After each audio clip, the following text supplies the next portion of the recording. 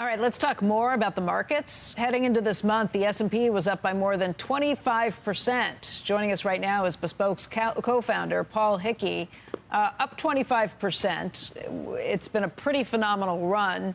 You're looking at things over the very near term, and you do have some concerns about how top-heavy the market is in some areas, right, Paul? Well, so in some respects, yes. So the market is a bit top-heavy. And to the prior segment with Mike Santoli talking about too much holiday cheer, there's a lot of things working in the market's favor right now. And you have to ask yourself, though, how many times can you rally on the same thing twice, and keep rallying? But overall, our view is short term is positive. We call it like a beef sandwich. You have the economy, earnings, and the Fed, and then you have the breadth and you have seasonality. Put that again. Beef is broadening, economy, earnings, Fed, and seasonality. Yeah, so those five factors. Yeah, so in the middle, the economy, earnings, and the Fed are still very positive. The broadening has been strong since the second half started. Last week was a little shaky. We saw the market, S&P was up 1%. Three sectors were up. Every other sector was down at least 1%. And there wasn't a single day where more stocks were up than down on the S&P 500. And you say things got even beefier after the election, with the election results. Yeah, so the election, there's still uncertainty what's going to happen with as far as trade policy, as far as taxes, as far as tariffs.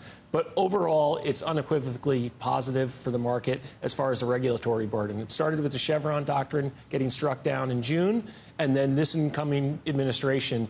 We've seen regulation and the size of government grow has been a constant over the last 40 years. Well, I just want to call up what we have on the screen. I think that's what we were having. Go back to that. I think in an election year where you had the market up 20% or more as we headed into December 3 out of 4 times, it's been down in December. But you're basically saying throw that out the window. You're positive both on shorter term and longer term, despite that statistic.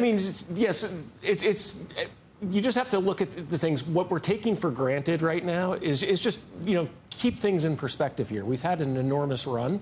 But we're still very positive. And the longer-term play is the AI trade. This is an AI bull market. Every bull market has a theme. And ChatGPT was to AI what Netscape and AOL were to the Internet. Meaning just the beginning. It's mid-stages here. And so, you saw from in the 2 years after Netscape Navigator was launched and the 2 years after ChatGPT was launched, the NASDAQ is up by nearly identical amounts. And it's because neither one, ChatGPT didn't invent AI. It made it tangible for consumers and businesses, just like Netscape with the Internet made it a lot more practical on the part of businesses and the consumer. So I think in that respect, there's a lot more investment to go. And we've seen the infrastructure stocks in AI benefit, but even just last week, some of these software names, and we're going to slowly start to see that broaden out to the rest of the economy.